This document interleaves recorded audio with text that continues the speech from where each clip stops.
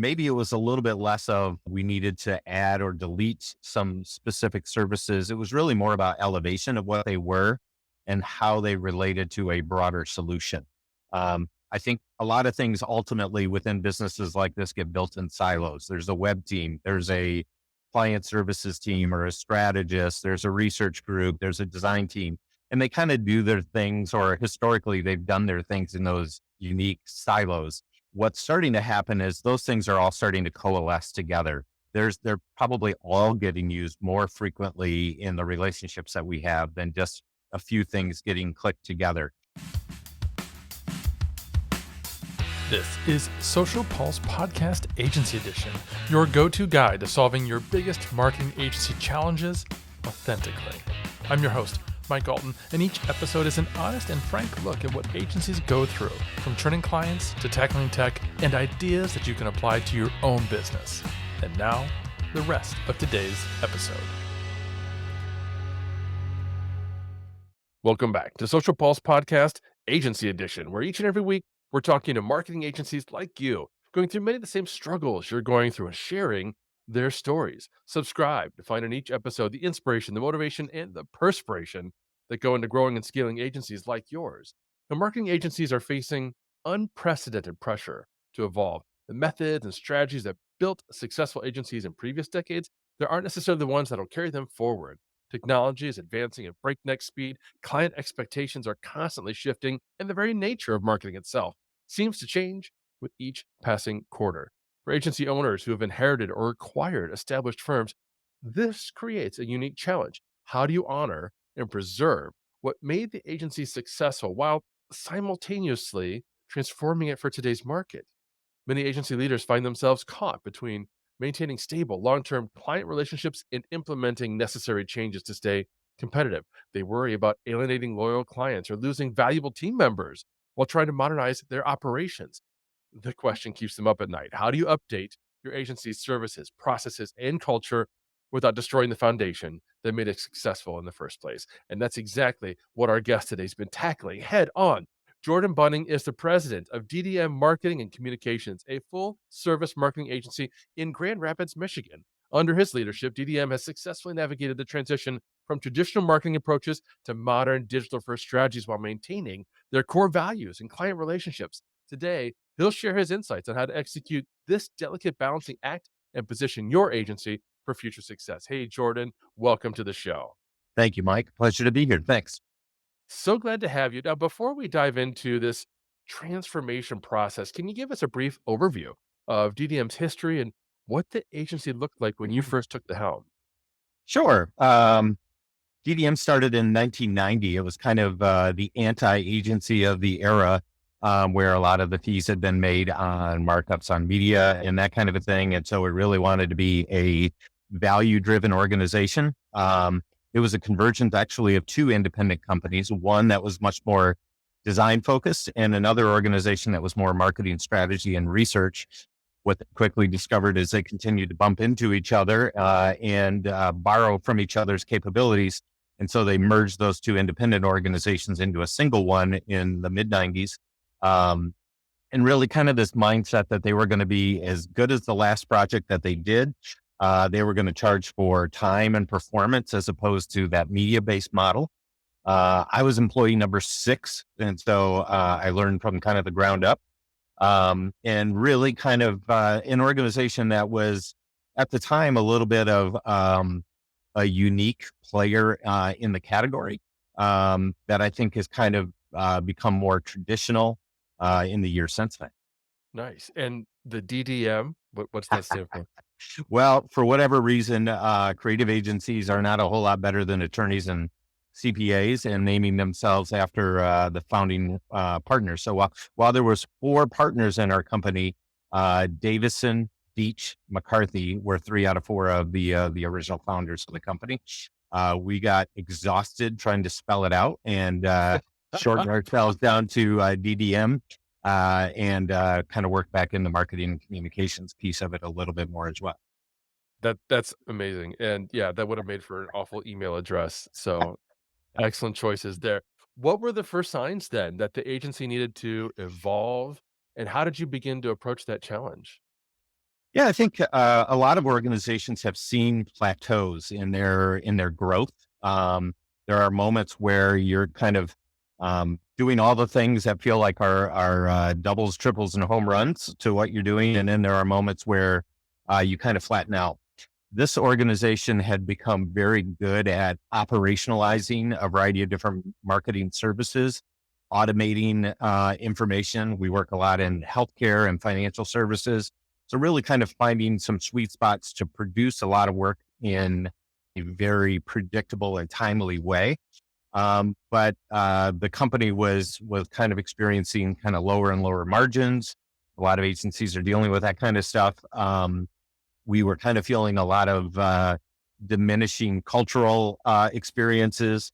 We were starting to see people that were a little less committed to DDM in the timeframes that we had been used to in the past. And we had leadership that was starting to anticipate exiting the final couple of leaders of the organization. And so we kind of knew we were hitting the nexus. And there was a debate that was happening amongst us as leaders that was, do we just need more work or do we have a culture problem? And we were really starting to kind of wrestle with what was the problem? Was it the chicken or the egg? And the answer was yes. Love that. Now, you're talking about potentially making changes at the leadership level, but you also mentioned you were employee number 6, and I know change Right. management can be particularly tricky with long-term employees like yourself. How did you bring your team along for the ride Yeah. when you decided to make this, transformation? Yeah.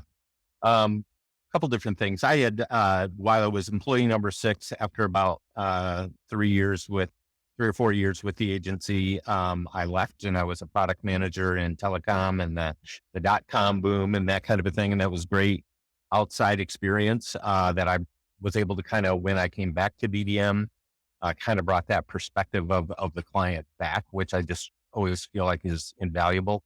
I think as far as the organization itself, it was really kind of a motivation around sustainability. And so, as we had watched a number of different agencies around our marketplace that maybe had their shining moments and then kind of had fizzled out, we were very motivated to create continuity and legacy of this organization. Um, and then I think we weren't afraid to ask for help and engage people in the process. One of the things that we did that's a little bit belies our kind of long term history was we hired somebody that had more of an organizational psychology background who could kind of help us really start to at least ascertain what our current state was or our problem was. We really engaged a lot of the employees in a lot of one on one conversations and then learned to kind of get that information distilled down into some buckets of information. And they had some of the same questions and concerns that we had. They were wondering what our viability was as the original owners would retire. They loved the simplicity of this organization that was very, very flat. There was a leadership and then everybody else.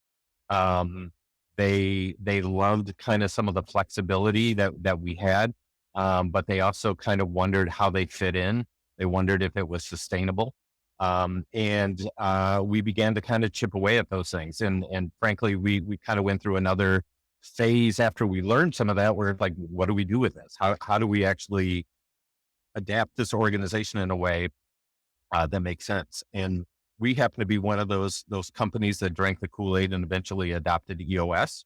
EOS has been valuable to us, and we certainly could talk plenty about that. But I would also say it was DDM kind of being willing at that point to accept that it needed to evolve. I came from an era of this company where I was learning from all of the original founders. I was under their control day by day in terms of kind of what they were doing, and what opportunities that then afforded me was kind of directly benefiting me.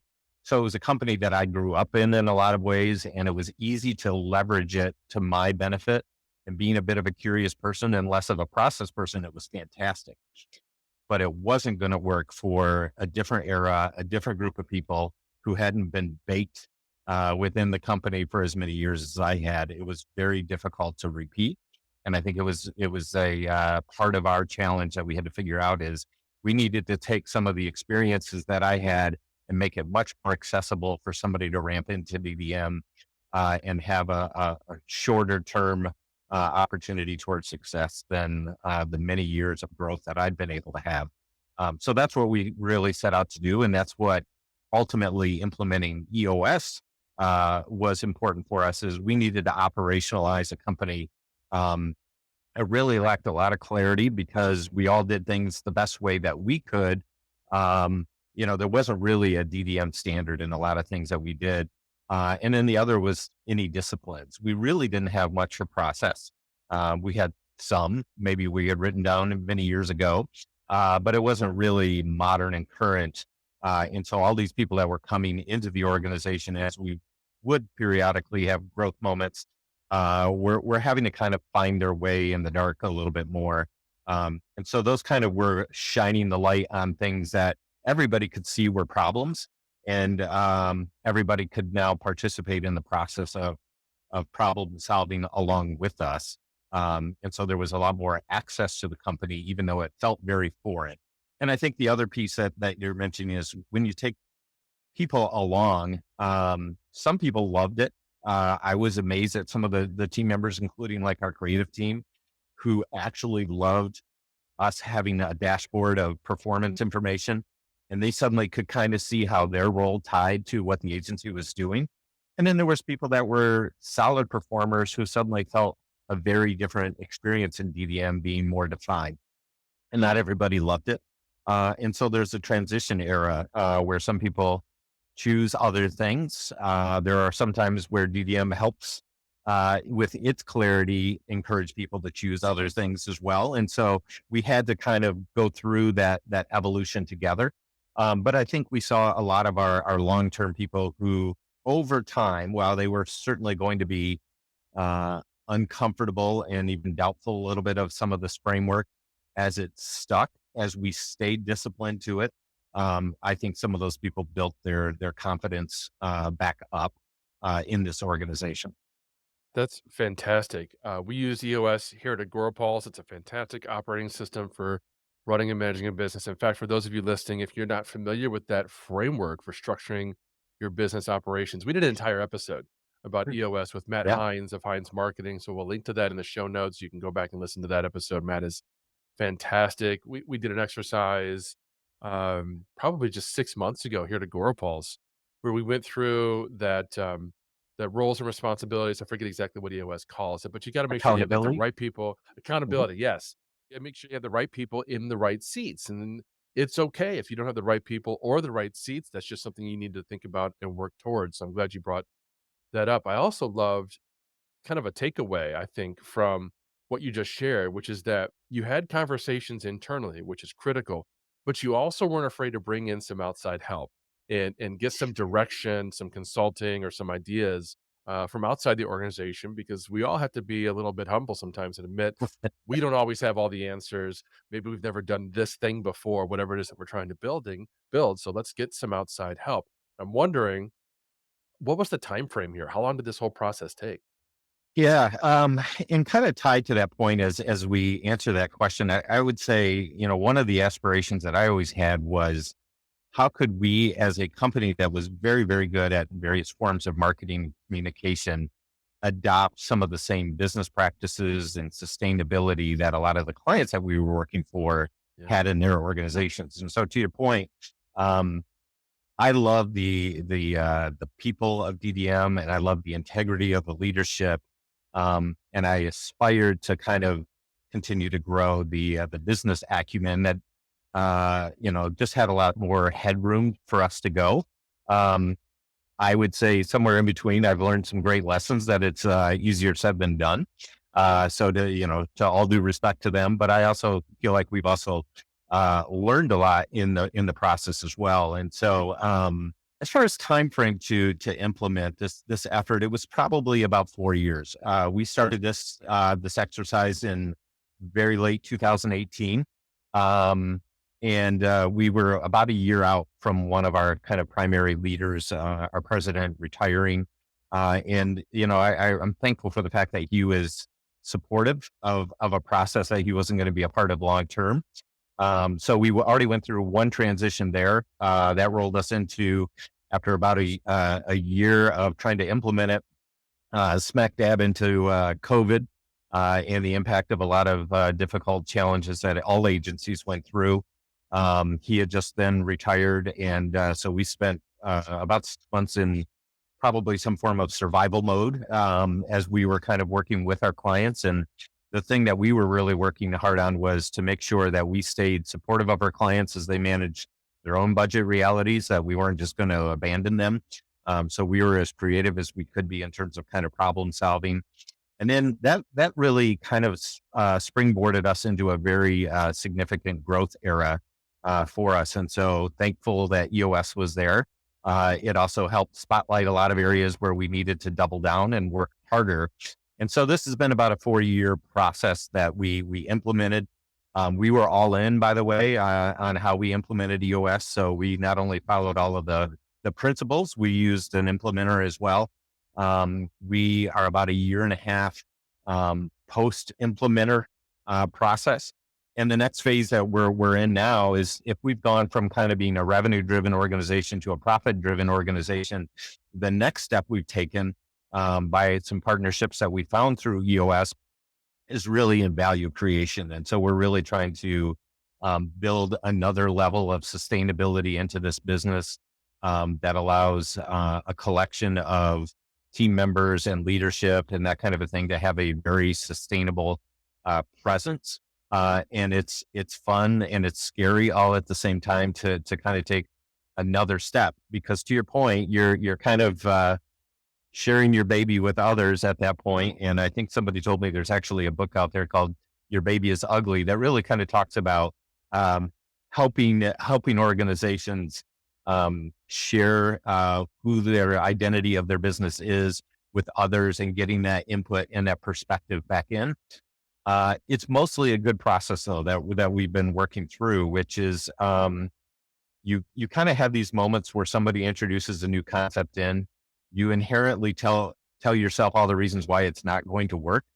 Then you start kind of problem solving, and you also hit an epiphany at some point where you all of a sudden start seeing that the problems you feel like you're a victim to are actually solvable in a very different and creative way. And so that's where it really is interesting. It's hard, it's long term, or it doesn't have a term that you're sometimes going through. But that's kind of an era that we're in right now, where it's like, okay, we've grown ourselves up to this healthy stage that we're in. We're about 55 employees, so we're a good sized marketing firm now. We know our targets. We know which types of relationships we'll be successful at. Now we need to kind of make sure that we can kind of create a more predictable engine. We are a project based organization that sometimes doesn't really know until all the month's time has been calculated exactly how much revenue we've created and therefore how much profit we're going to have. And we've been challenged to really kind of think about our business in a different way. And that's been fun and also a little bit head splitting to kind of think about DDM in a very different mindset than our legacy approach, which has just been very time based. We give value that equates to a certain amount of time, and we bill you for that time. It's how do we start thinking about this in terms of value? How do we make sure that we're thinking about some of the upfront things that we do that helps us execute that are valuable? And then how do we also help in terms of managing work for our clients that would also be valuable to them and to us? That's first of all, in a really impressive commitment, 4 years, multi-year approach to making sure that you guys are transitioning and transforming the business. And I just want to underscore one point you made. Folks, if you decide to implement the EOS framework, you have got to be all in. Do Yeah, not just pick and choose. Oh, we'll do some of these things. We'll run the meetings this way, but we're not going to structure the organization in a certain way. No, no, no. You got to be all in for it to really work. So that was the people side of the business. Let's talk yeah. about those projects and the services that you guys were doing. How did you decide what to keep, what to update, or what to do differently? Yeah, I think one of the things that we learned about ourselves in the more recent years a little bit is who's our target audience and what do they want. And I think as I thought about this, maybe it was a little bit less of we needed to add or delete some specific services. It was really more about elevation of what they were and how they related to a broader solution.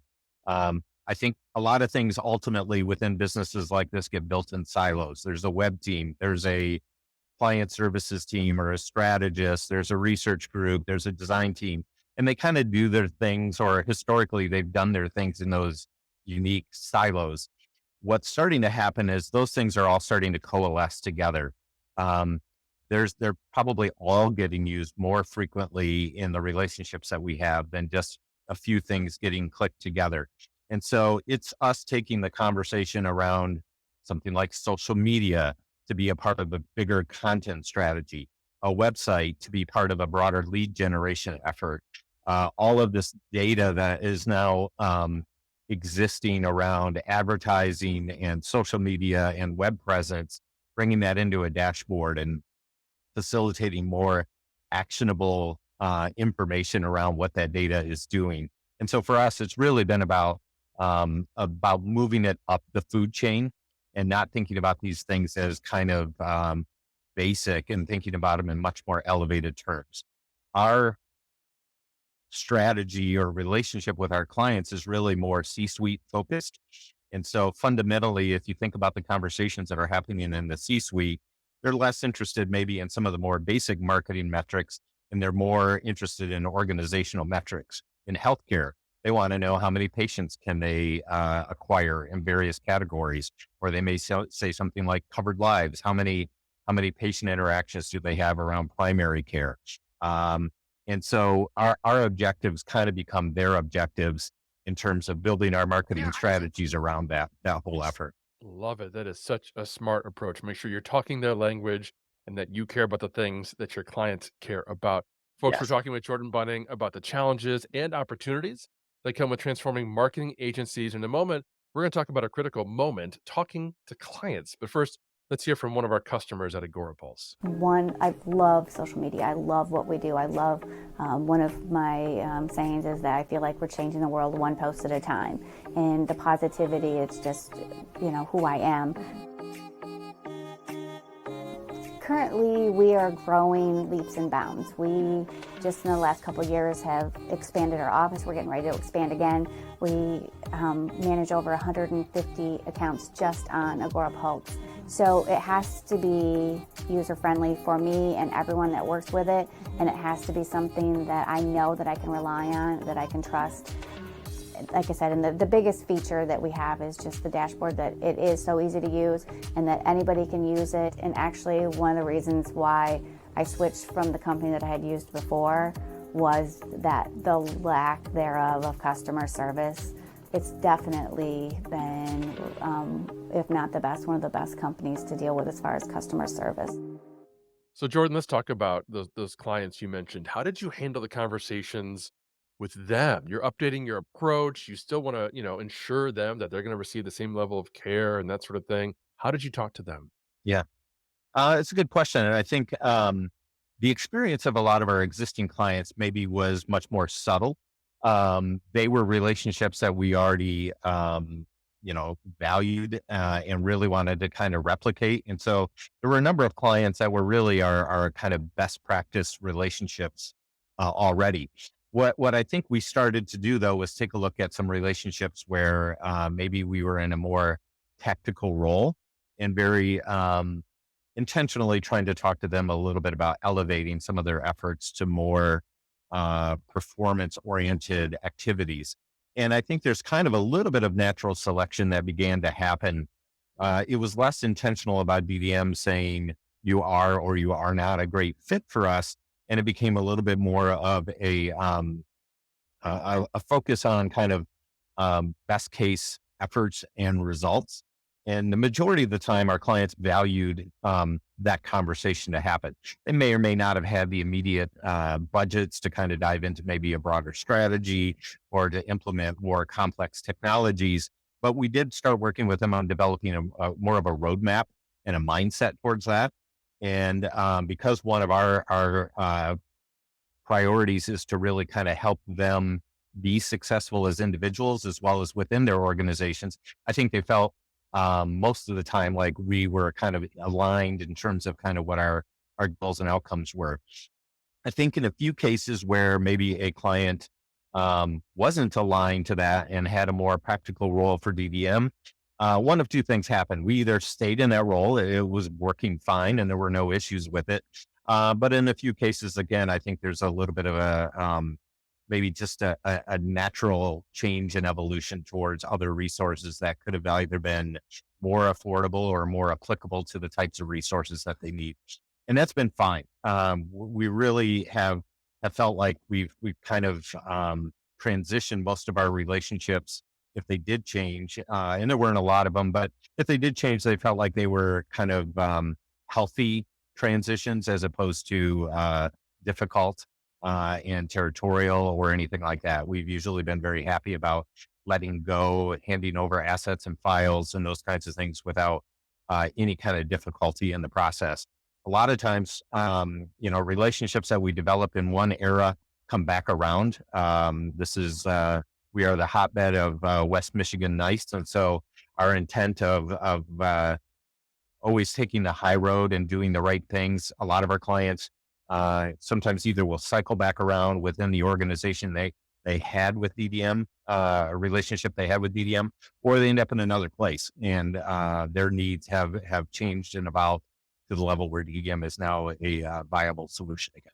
I love how it sounds like you're not only elevating your services and your agency, you're elevating the relationships that you have with clients. And you've mentioned a couple times now how you're really focused on achieving their goals and making sure that your metrics reflect their metrics in that respect. You talked about social media. How are you connecting the dots then? Because like you said, you're no longer focused as much, at least you implied, on what would be like the normal marketing KPI, follower growth, engagement, that sort of thing. So how are you measuring now their business impact when it comes to social media specifically?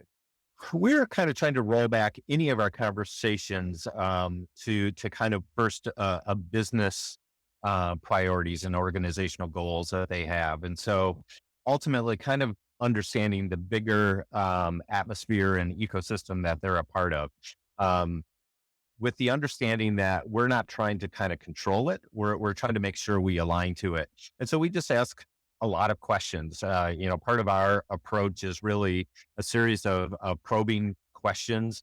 Mhm. We're trying to really bake that down to a set of kind of very curious, open-ended questions that they can answer so that we develop an understanding and we can come back to them and kind of say, here's kind of maybe how we started a conversation. Maybe you said you wanted a campaign, you wanted a new brand advertisement, you wanted a new logo, but what you told us about though was a goal that you had to grow the organization a particular way, to move into a new market and that kind of a thing. And now, as we get into the very specific um, categories of execution like social media, here's a role that we can take. We can go into these environments and be a thought leader. We could go into these environments and really give them a look under the hood in a way that maybe traditional advertising can't do.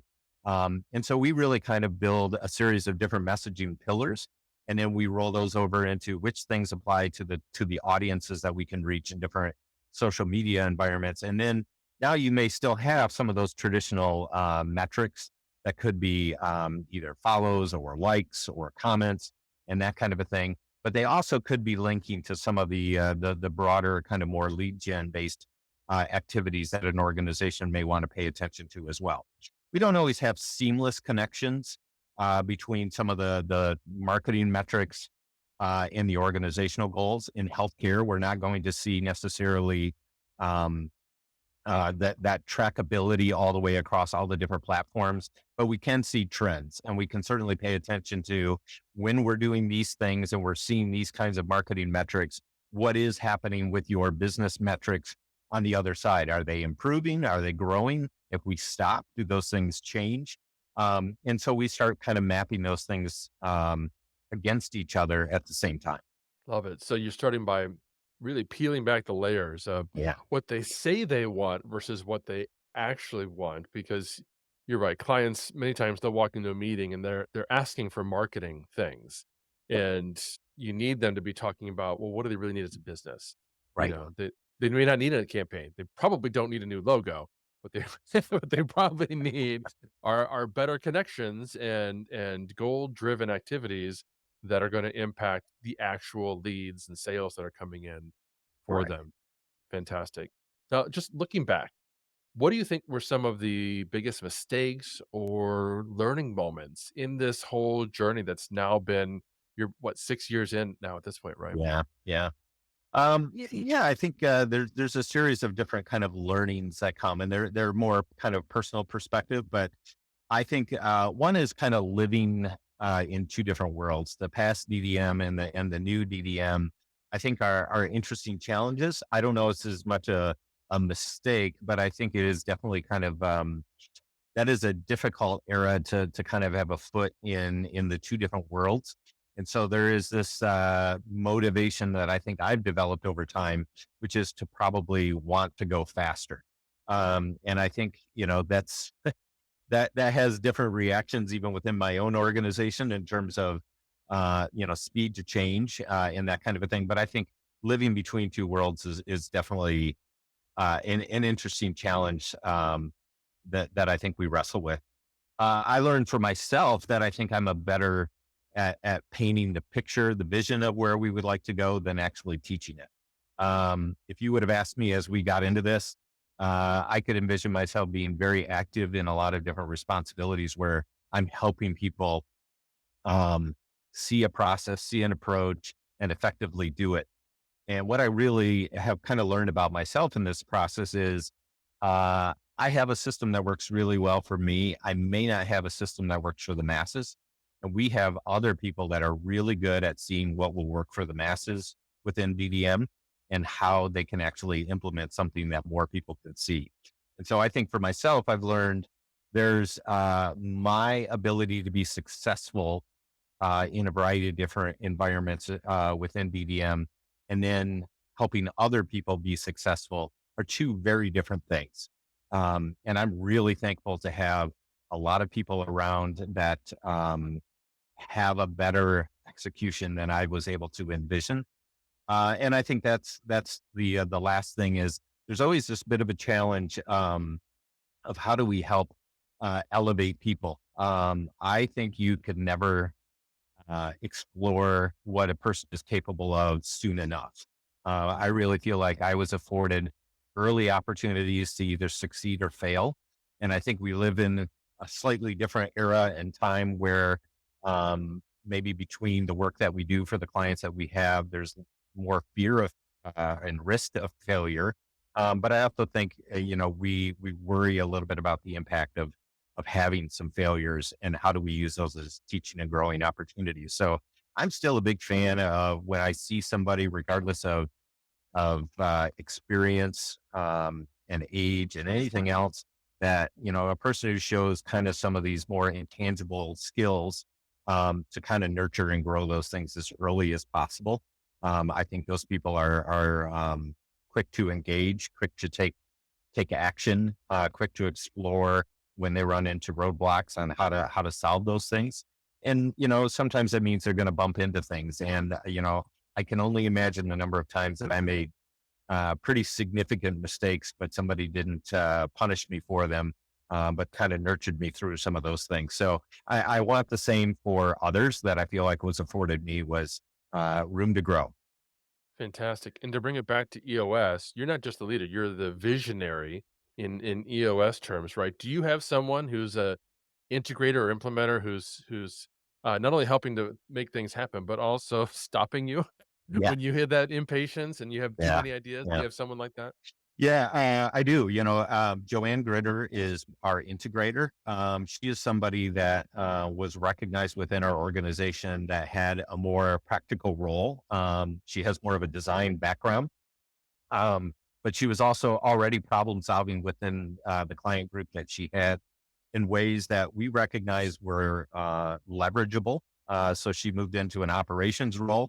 And then ultimately, when the last of our founders retired, she moved into the integrator role, and she brings her own unique abilities to that role.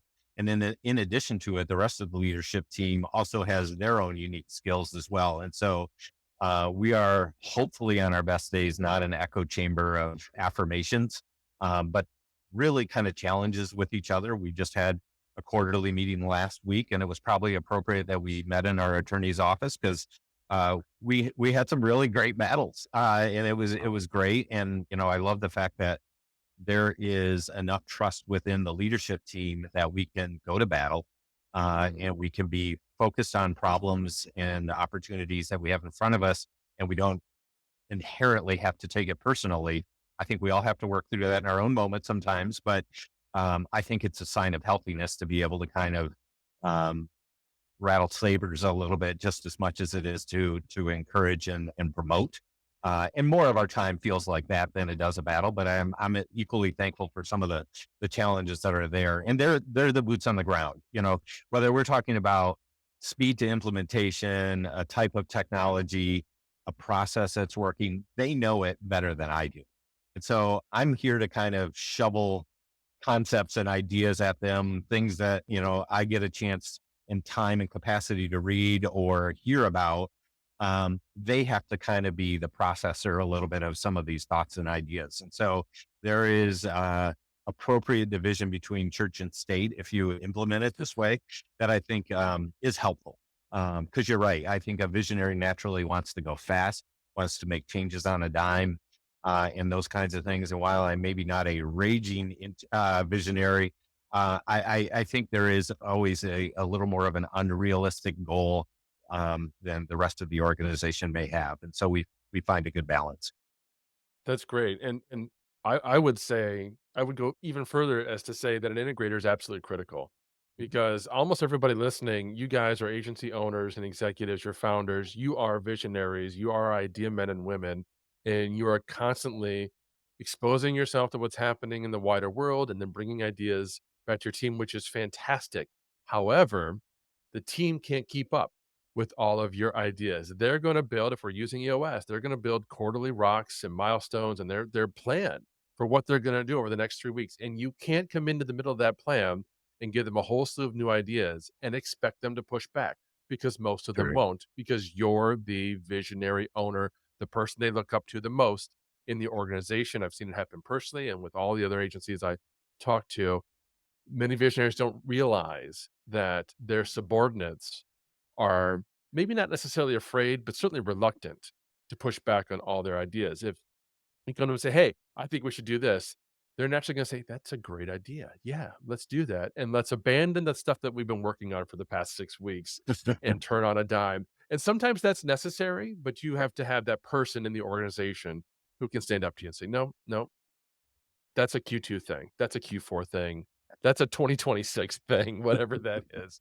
So, last question for you, Jordan. I'm just wondering if you could share some advice for some of these agency leaders who are listening, maybe they're about to embark on a journey of their own that's very similar to the one that you guys started in 2018. What advice would you share with them?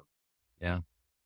Well, I really appreciate the chance to kind of process on where we've been and where are we going. I was motivated to make sure that this organization was better when my time is done here than when I started. And so being kind of a second generation leader, it's an interesting and a little bit of a fear driven goal that I had in mind, which is, I wanted to make sure that it was something that our original leaders, who stay in touch with me, are proud of. They can see the legacy of what they started. They can see the evolution of the organization, and so can I. And I want to be able to give that then to another group of people. And so those are kind of mindsets that I've had to learn to develop and spend more time on. Is what is what is long term future look like? I guess I'm not that young anymore, so it's important to start thinking about what does it look like when my time is done? What do I want to get out of this organization? What does the organization want to be? Um, at that time as well. And so we've been forced into thinking a lot more in the long view as well as in the short term things that have to happen as well, that are just part of running any organization on a day to day basis. But where do we want this organization to be 10 years, 20 years from now, and that kind of a thing. And, we've taken a lot of pride in the fact that we are an agency of 35 years. We've seen a lot of organizations who maybe didn't make the changes that they needed to make. And so they kind of end in a generation. And so our mindset is very much, this is an organization with 50 some people and hundreds of people that are dependent now on the organization with spouses and children and that kind of a thing. And so our mindset is very much kind of for the whole. How do we continue to make change? And I think the other thing that I've been wrestling with a little bit right now is how do we not become victim to circumstances that we don't think we can control? All agencies I think are wrestling with things like margins and increasing costs and those kinds of things. And we can kind of feel like that is just going to be our reality. But I think there are enough things that have been introduced to us to explore examples that we've seen, paradigm shifts that we can consider, that we're very much in control of things.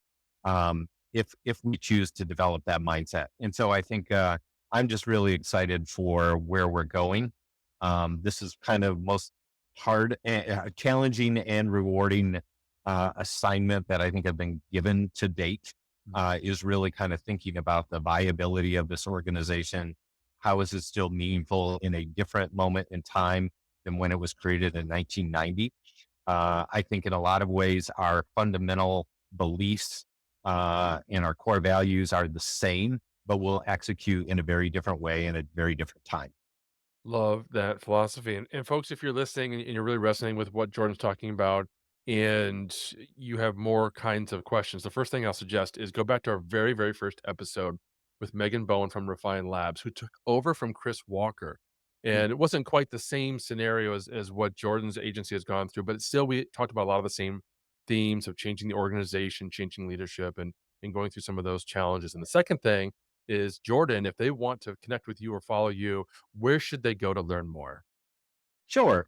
You can either reach out to me directly, Jordan B at teamvdm.com, or you can find me on LinkedIn under my name, Jordan Bunning, and I'd be happy to interact. I've really enjoyed my opportunities to interact with other agencies. I really look at, other agencies that have very like minds is really great partners and great encouragers to me, and hopefully I'm returning that to them. So if there are opportunities where somebody would like to talk, I'd love to be able to have that interaction. Fantastic. Thank you, Jordan. Appreciate your time. Appreciate all of you listening. As always, we'll have all the links that we talked about, including how to get a hold of Jordan, in the show notes below. And if you please leave us a review on Apple, we'd love to know what you think, the Social Pulse Podcast Agency Edition. Till next time. Thank you for listening to another episode of Social Pulse Podcast Agency Edition, hosted by Mike Alton and powered by AgoraPulse, the #1 rated social media management solution, which you can learn more about at agorapulse.com. If you enjoyed this episode, please subscribe on your favorite podcast player and be sure to leave us a review. Your feedback is important to us.